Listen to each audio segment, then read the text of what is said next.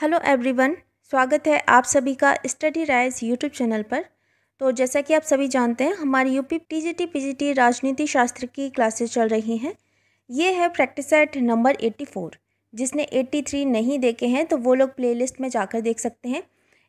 एक अलग से प्लेलिस्ट बनी हुई है यूपी टीजीटी पीजीटी राजनीति शास्त्र करके, तो आप वहाँ से जाकर भी चेकआउट कर सकते हैं। और इसके अलावा हमारे पीजीटी समाजशास्त्र और हिंदी साहित्य की भी क्लासेस चल रही हैं। जो भी बच्चा इनकी तैयारी कर रहा है तो हमारे यूट्यूब चैनल से ज़रूर जुड़े। तो चलिए फिर आज की वीडियो स्टार्ट करते हैं। तो आज जो हमने टॉपिक लिया है, ये लिया है साम्यवाद। ठीक है, तो इसमें क्वेश्चन है क्वेश्चन नंबर 55। साम्राज्यवाद पूंजी का अंतिम चरण है, यह कथन किसका है? मुसोलिनी का है, हिटलर का है, लेनिन का है या फिर स्टालिन का है?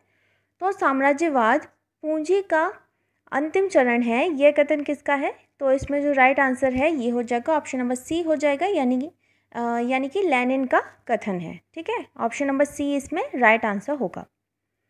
नेक्स्ट है क्वेश्चन नंबर 56। राज्यहीन वर्गहीन समाज पर किस विचारक का विश्वास था? प्लेटो, अरस्तु, मार्क्स या फिर जॉन लॉक? तो किस विचारक का विश्वास था? राज्यहीन वर्गहीन समाज पर किस विचारक का विश्वास था? तो ये था option number C Karl Marx का। किसका था? ऑप्शन नंबर सी मार्क्स का। तो राज्यहीन वर्गहीन समाज पर ये मार्क्स का विश्वास था। मार्क्स ने द्वंद्वात्मक पद्धति के माध्यम से समाजवाद को वैज्ञानिक आधार प्रदान किया था। संपूर्ण इतिहास को वर्गहीन समाज की स्थापना की ओर अग्रसर होते हुए दिखाया। मार्क्सवाद राष्ट्रवाद का विरोधी था। ठीक है, मार्क्सवाद क्या था? राष्ट्रवाद का विरोधी था। इसमें जो सही है ये हो जाएगा ऑप्शन नंबर सी आंसर, इसमें राइट आंसर होगा। अगला है क्वेश्चन नंबर 57। जनतंत्रीय समाजवाद और मार्क्सवादी समाजवाद एक दूसरे से इस आधार पर भिन्न हैं कि वह जोर देते हैं। तो किस पर जोर देते हैं? सामाजिक समानता पर, आर्थिक समानता पर, राजनीतिक समानता पर या फिर व्यक्ति स्वतंत्रता पर? तो देखो, इसमें जो प्रश्न में दिया गया है इसकी प्रकृति के आधार पर किसी भी विकल्प का चयन नहीं किया जा सकता, क्योंकि जो जनतंत्रीय जो समाजवाद है, जनतंत्री समाजवाद, ये राजनीतिक समानता पर अधिक जोर देता है, और जबकि जो मार्क्सवादी समाजवाद है ये किस पर जोर देता है? ये देता है आर्थिक समानता पर जोर देता है। ठीक है, तो इसमें ऑप्शन बी और सी दोनों ही ठीक है ना, बी और सी। अच्छा, अगला है क्वेश्चन नंबर 58। निम्न में विचारकों का कौन सा युग्म वैज्ञानिक समाजवाद के संस्थापकों में माना जाता है? चार्ल्स फूरिये तथा सेंट साइमन, सिडनी बैव तथा विएट्रिस बैव, मार्क्स तथा एंजल्स या फिर R.H. टावनी तथा विलियम एवंस्टीन? तो निम्न में से विचारकों का कौन सा युग्म वैज्ञानिक समाजवाद के संस्थापकों में माना जाता है? तो इसका जो राइट आंसर है ये हो जाएगा ऑप्शन नंबर सी हो जाएगा, यानी कि मार्क्स तथा एंजल्स। तो मार्क्स, कार्ल मार्क्स एवं एंजल्स को ये वैज्ञानिक समाजवाद अथवा साम्यवाद का संस्थापक माना जाता है। अच्छा, इसके अतिरिक्त जो चार्ल्स फूरिये है, Saint Simon, Thomas More, Robert Owen, ये सभी काल्पनिक समाजवाद के संस्थापक कहे जाते हैं। ठीक है, किसके कहे जाते हैं? काल्पनिक समाजवाद के संस्थापक कहे जाते हैं। और समाजवाद शब्द का जो सर्वप्रथम प्रयोग किया था, ये किया था रॉबर्ट ओवन ने किया था। किसने किया था? रॉबर्ट ओवन ने। तो इसमें जो सही है ये हो जाएगा ऑप्शन नंबर सी आंसर, इसमें राइट आंसर होगा। नेक्स्ट क्वेश्चन की ओर बढ़ते हैं, क्वेश्चन नंबर 59। इनमें से कौन वैज्ञानिक समाजवाद का प्रतिपादक है? तो J.S. मिल है, कार्ल मार्क्स हैं, लास्की हैं या फिर इनमें से कोई नहीं? तो वैज्ञानिक समाजवाद का प्रतिपादक कौन है? तो ये है option number B Karl Marx. कौन है? Option number B Karl Marx. अगला है क्वेश्चन नंबर 60। मार्क्स सिद्धांत इसका समर्थन करता है? तो पूंजीवाद का, साम्यवाद का, सामंतवाद का या फिर सांप्रदायिकता का? तो मार्क्स सिद्धांत किसका समर्थन करता है? तो ये करता है साम्यवाद का, करता है ना। मार्क्स किसका समर्थन करता है? तो साम्यवाद का। सही आंसर है इसमें ऑप्शन नंबर बी। नेक्स्ट है क्वेश्चन नंबर 61। वैज्ञानिक समाजवाद का जनक था? तो स्पेंसर, J.S. मिल, कार्ल मार्क्स या फिर लूथर? तो वैज्ञानिक समाजवाद का जनक किसको कहा जाता है? ये कहा जाता है option number C Karl Marx को कहा जाता है। वैज्ञानिक समाजवाद का जनक किसको कहा जाता है? कार्ल मार्क्स को कहा जाता है। अगला है समाजवादी राज्य को मानते हैं एक आवश्यक बुराई, एक दैवीय संस्था, एक शोषण का उपकरण या फिर एक सकारात्मक अच्छाई। तो जो समाजवादी हैं वह राज्य को क्या मानते हैं? तो ये मानते हैं एक सकारात्मक अच्छाई। क्या मानते हैं? एक सकारात्मक अच्छाई। तो वह आर्थिक और राजनीतिक प्रणाली जिसमें सामाजिक उत्पादन के साधन सार्वजनिक स्वामित्व में रखे जाते हैं, सारा उत्पादन, वितरण और विनियमन सामाजिक आवश्यकताओं को ध्यान में रखकर किया जाता है और वह सरकार के निर्देशन में चलता है। ये क्या कहलाता है? ये समाजवाद कहलाता है।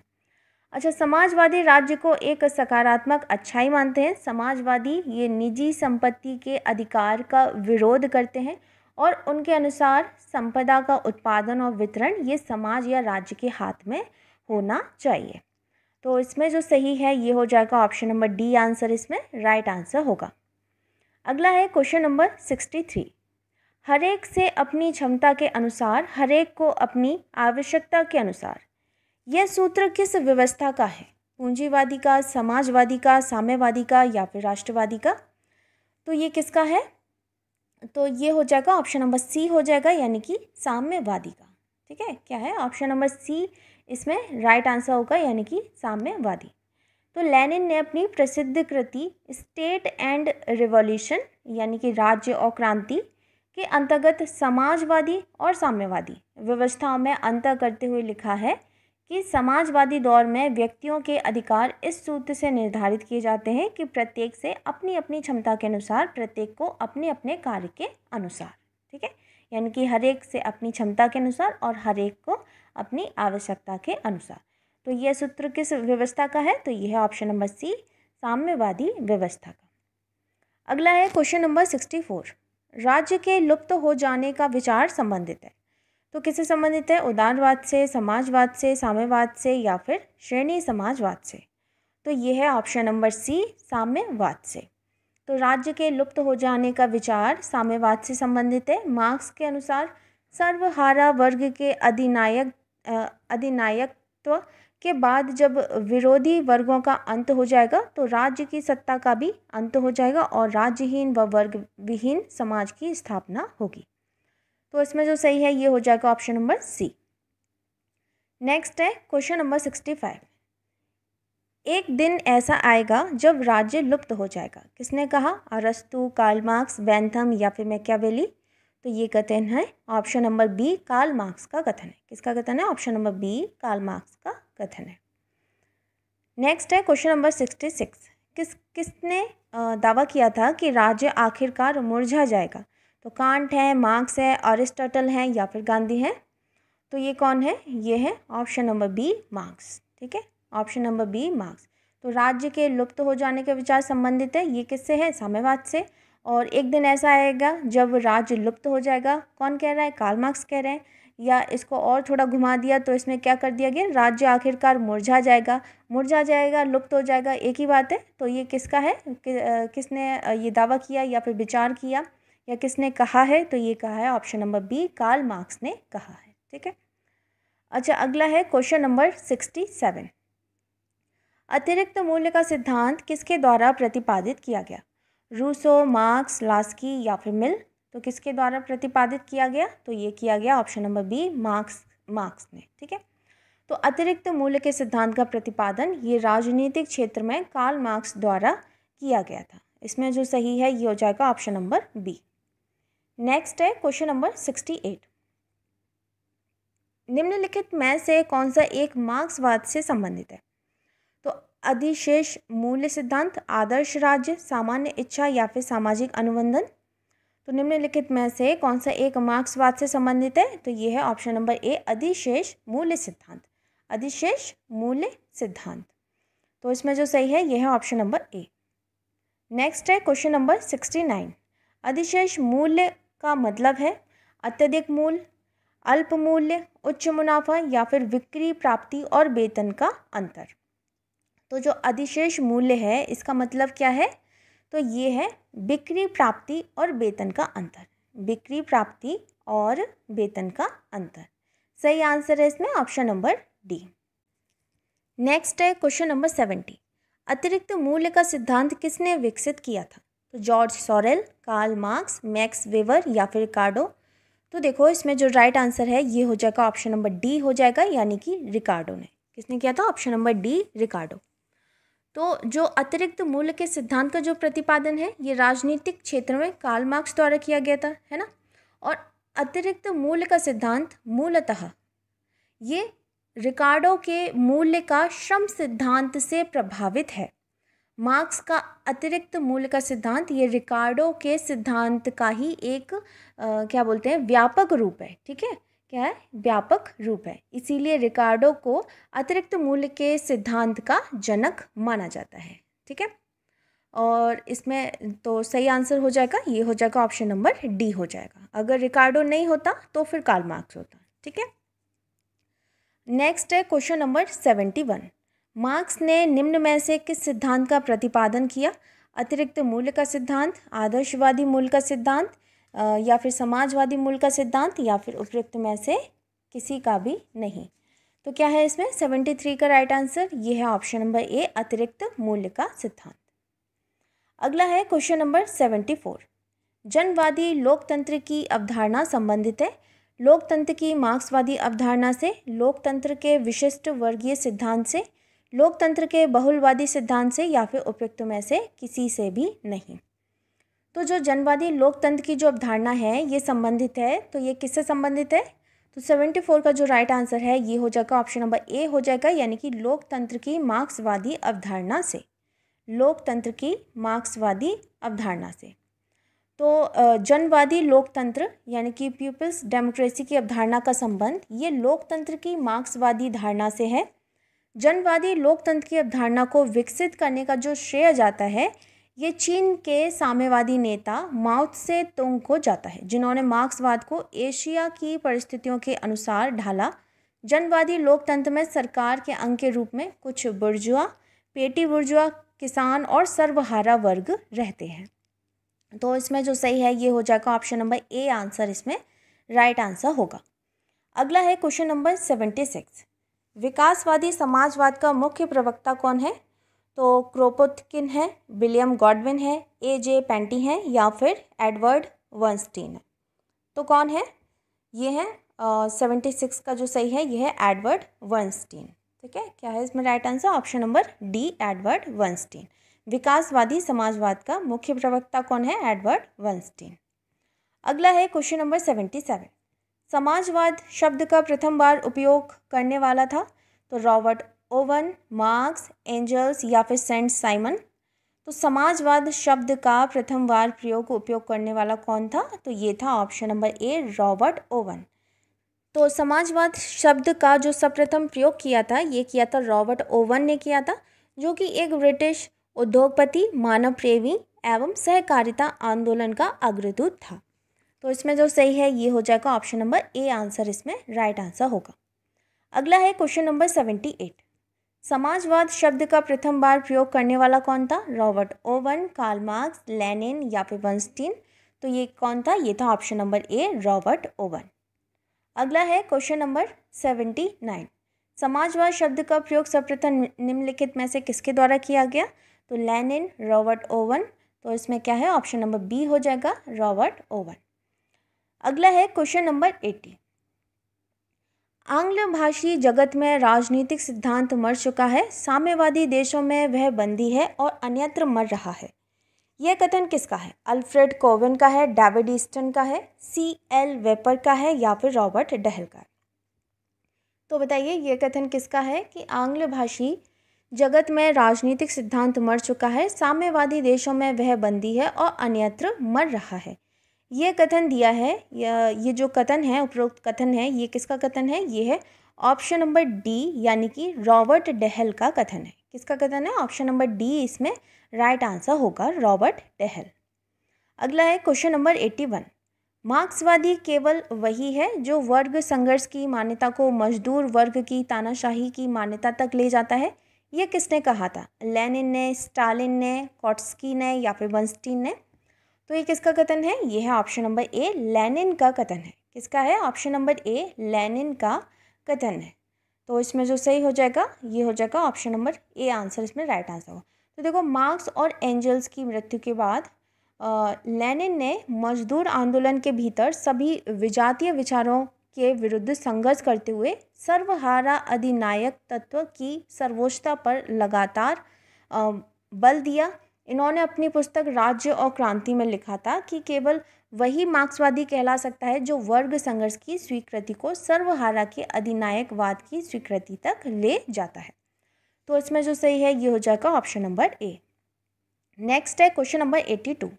लेनिन का मार्क्सवाद मार्क्स के सिद्धांत की दृढ़ता में एवं कट्टरतम स्वीकृति होने के साथ परिस्थितियों के अनुसार इन सिद्धांतों की स्वतंत्र बदलती हुई व्यवस्था है। यह कथन किसका है? Professor Laski, George H Sabine, Coker या फिर कैटलिन। तो ये किसका है? ये है option number B, George H Sabine. तो ये सेवाइन का कथन है। इन्होंने अपनी पुस्तक the history of political theory जो कि 1937 में प्रकाशित हुई थी उसमें लिखा था कि लेनिन का मार्क्सवादी मार्क्स के सिद्धांतों की दृढ़तम एवं कट्टरतम स्वीकृति होने के साथ परिस्थितियों के अनुसार इन सिद्धांतों की स्वतंत्र बदलती हुई व्यवस्था है। इसमें जो सही है ये हो जाएगा ऑप्शन नंबर बी, आंसर इसमें राइट आंसर होगा। अगला है क्वेश्चन नंबर 83। कार्ल मार्क्स ने किस विचार का प्रतिपादन नहीं किया? तो देखिए इसमें बताइए, इसमें ऑप्शन दिए गए हैं। हीगल का दर्शन सिर के बल खड़ा था, मैंने उसे पैर के बल खड़ा कर दिया। आज तक दार्शनिकों ने दुनिया की व्याख्या की है, अब उसे बदलने का समय आ गया है। या फिर साम्राज्यवाद पूंजीवाद का उच्चतम चरण है, या राज्य केवल एक ऐसा यंत्र है जिसकी सहायता से एक वर्ग दूसरे वर्ग का शोषण करता है। तो इसमें क्वेश्चन में ये पूछा गया है कि जो कार्ल मार्क्स हैं किस विचार को उन्होंने इनमें से प्रतिपादन नहीं किया है। ठीक है, नहीं किया है। तो देखो इसमें जो राइट आंसर है ये हो जाएगा ऑप्शन नंबर सी हो जाएगा, यानी कि साम्राज्यवाद पूंजीवाद का उच्चतम चरण है। तो साम्राज्यवाद पूंजीवाद का उच्चतम चरण है, ये लेनिन की पुस्तक का नाम है जिसके अंतर्गत उन्होंने साम्राज्यवाद की व्याख्या करते हुए उसने पूंजीवाद की उच्चतम अवस्था कहा है। ठीक है, तो इसमें जो सही है ये हो जाएगा ऑप्शन नंबर सी, आंसर इसमें राइट आंसर होगा। नेक्स्ट क्वेश्चन की ओर बढ़ते हैं। Question number 84। निम्न में से किसने धर्म को लोगों के लिए अफीम कहा है? तो बताइए क्या है? हीगल है, मार्क्स है, ग्रीन है या फिर मिल है? तो ये तो इजी है। किसने धर्म को लोगों के लिए अफीम कहा है? ये कहा है मार्क्स ने कहा है। किसने कहा है? कार्ल मार्क्स ने कहा है। सही आंसर है इसमें ऑप्शन नंबर बी। नेक्स्ट है, नए समाज रूपी शिशु को गर्भ में धारण करने वाली हर पुरानी व्यवस्था के लिए शक्ति एक दाई है। यह कथन किसका है? जोड का है, कार्ल मार्क्स का, लास्की का या फिर हंट का? तो किसका कथन है ये है option number B, Karl Marx का कथन है। किसका कथन है? Option number B, Karl Marx का कथन है। ठीक है, अगला है क्वेश्चन नंबर 86। शक्ति बंदूक की नली से निकलती है, यह कथन किसका है? तिलक का है, लेनिन का है, भगत सिंह का है या फिर माओ त्से तुंग का है?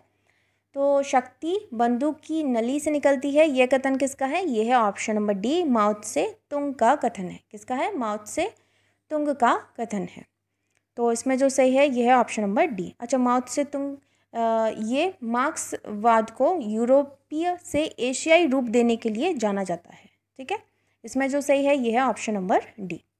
अगला है क्वेश्चन नंबर 87। निम्न में से किस लेखक के अनुसार शक्ति बंदूक की नली से निकलती है? तो लेनिन, ओपेनहेमर, स्टालिन या फिर माओ त्से तुंग? तो ये जो कथन है ये है ऑप्शन नंबर डी, माओ त्से तुंग का कथन है। किसका कथन है? माओ त्से तुंग का कथन है। तो इसमें राइट आंसर होगा ऑप्शन नंबर डी। नेक्स्ट है क्वेश्चन नंबर 88। सांस्कृतिक क्रांति एवं स्थायी क्रांति के सिद्धांतों का प्रतिपादन निम्नलिखित में से किस राजनेता द्वारा दिया गया? तो हिटलर है, मायो है, मुसोलिनी है या फिर लेनिन है? तो कौन है? ये है ऑप्शन नंबर बी, मायो। कौन है? ऑप्शन नंबर बी, मायो इसमें राइट आंसर होगा। अगला है क्वेश्चन नंबर 89। सूची 1 को सूची 2 से सुमेलित करना है, निम्नलिखित कूट से सही उत्तर चुनिए। तो सूची 1 को सूची 2 से सुमेलित करना है। ठीक है, तो देखो इसमें सबसे पहले है ये है माओ त्से तुंग। तो माओ त्से तुंग ने क्या कहा है?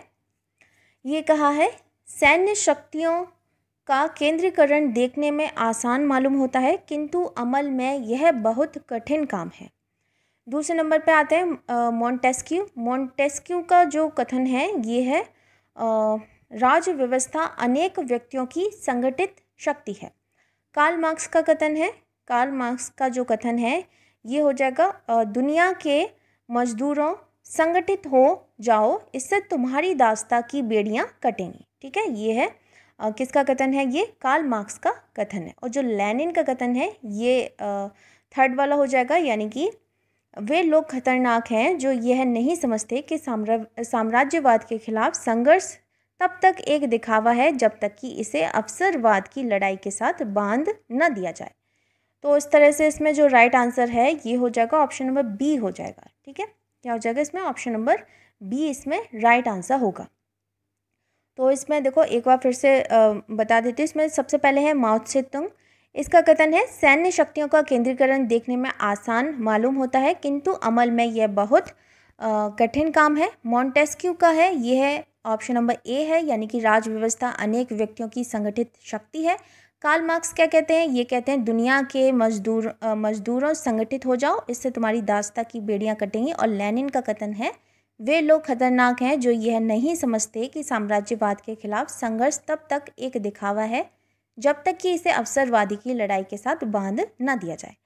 तो इस तरह से इसमें जो राइट आंसर हो जाएगा ये हो जाएगा ऑप्शन नंबर बी, इसमें राइट आंसर होगा। ठीक है, ऑप्शन नंबर बी।